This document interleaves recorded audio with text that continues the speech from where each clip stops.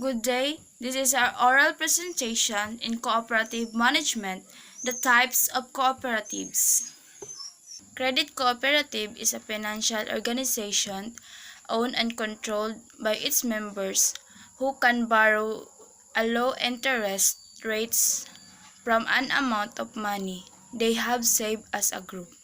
Credit cooperatives provide financial services to poor and low-income people in many countries. What is the main purpose of a credit cooperative? An important objective of credit and saving cooperatives is to safeguard the value of members' savings in real terms.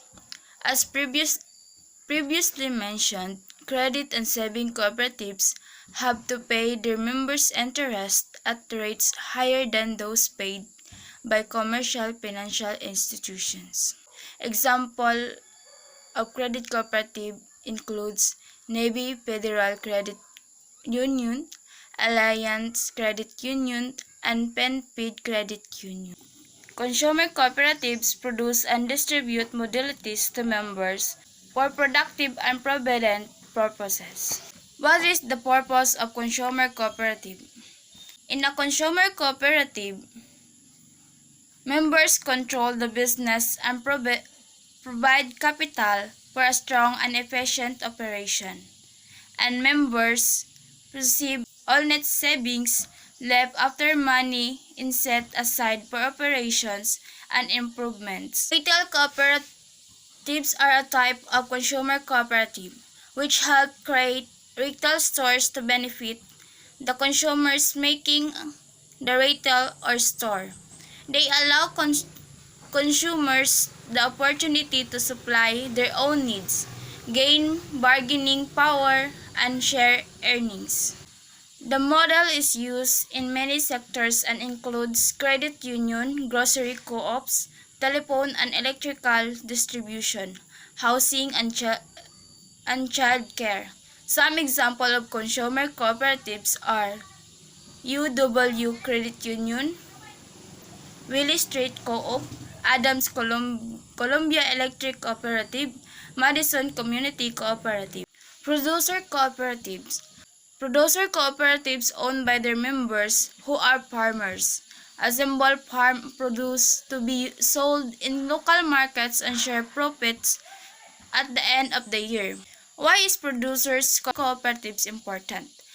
Farmers and producers organize cooperative in order to process and market their goods as well as to acquire credit, equipment, and production supplies. This provides them with greater economies of scale. Producer cooperatives. They are organized to process, market, and distribute their own products. They help lessen costs and strain in each area with a mutual benefit to each producers. Examples: agriculture's products, lumber, carpentry, and crafts.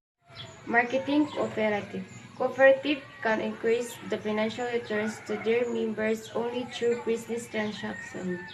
Service cooperative are a type of consumer cooperative which help to fill a need in the community. They allow consumers the opportunity to supply their own needs, gain bargaining power, and share earnings. They are organized to give members more control over the service that are offered. Multi-purpose cooperative combines two or more of the business activities of these different types of cooperatives: credit lending and production and provisions of goods and service.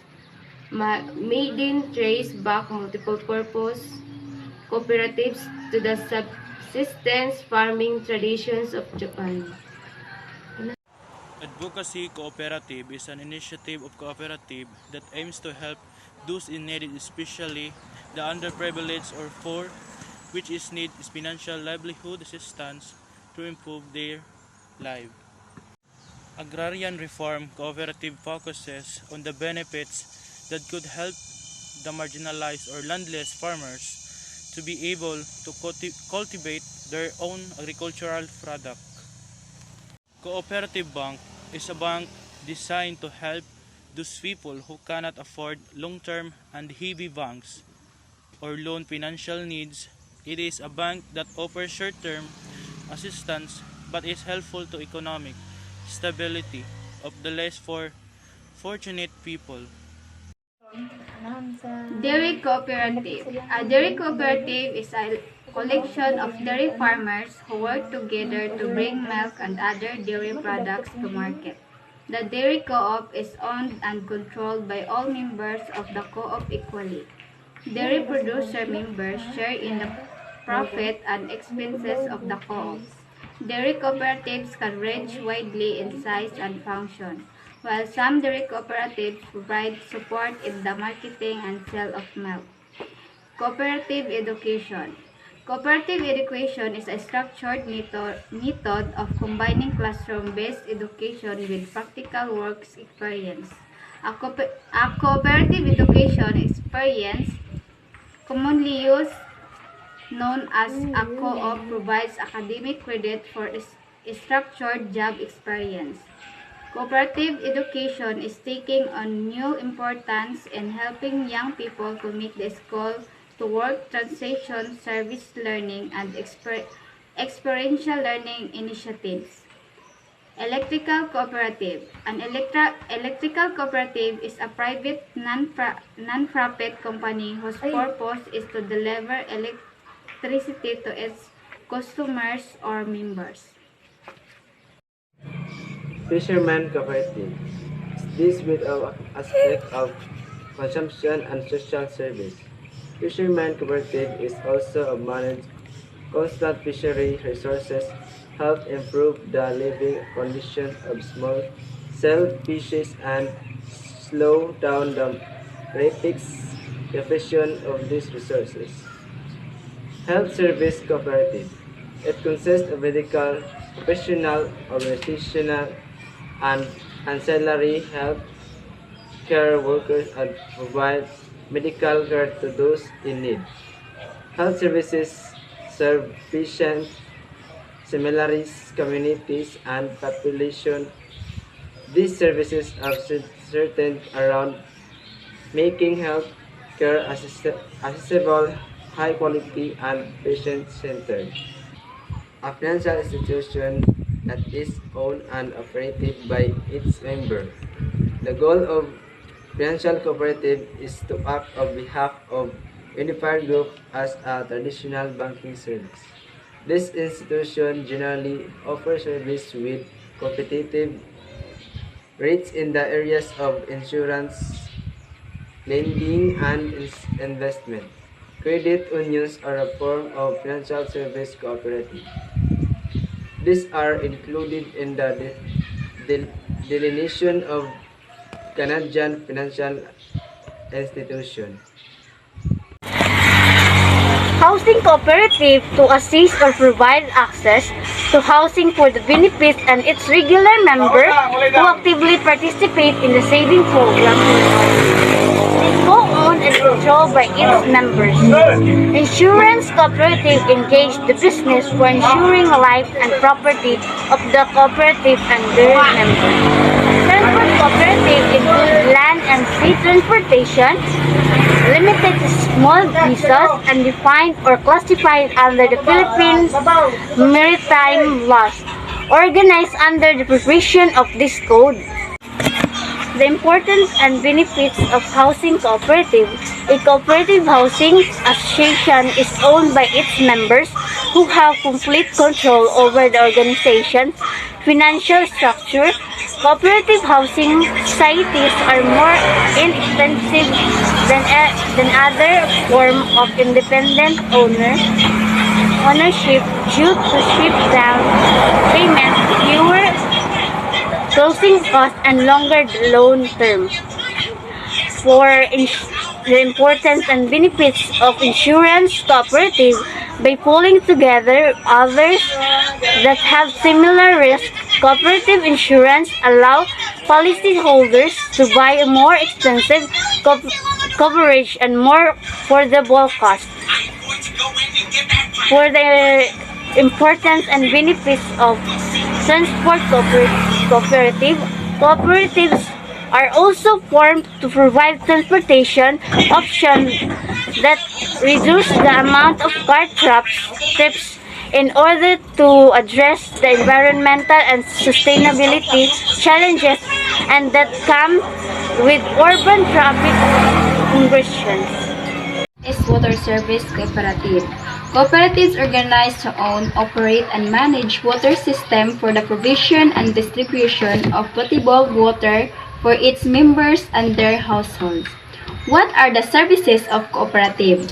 They allow consumers the opportunity to supply their own needs, gain bargaining power, and share earnings. They are organized to give members more control over the services that are offered. For example, service co-ops such as childcare, healthcare clinics, and funeral services. What is worker cooperative? A worker cooperative is a cooperative owned and self-managed by its workers.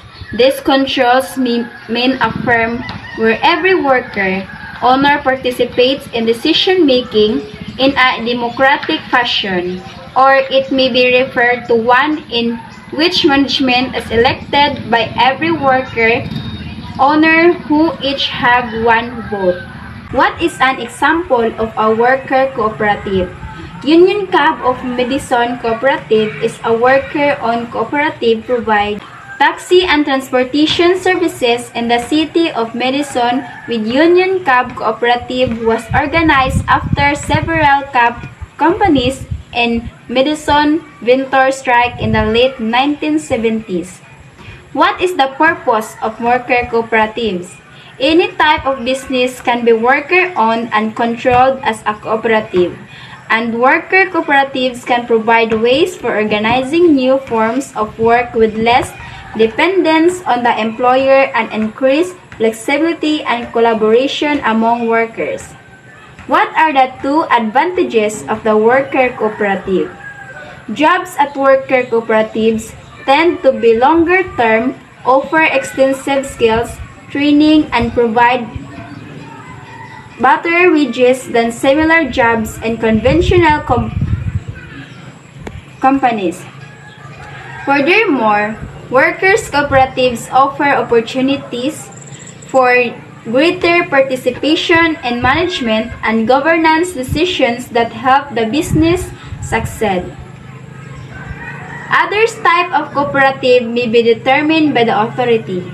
Cooperatives vary depending on the service offered and the way the members are organized.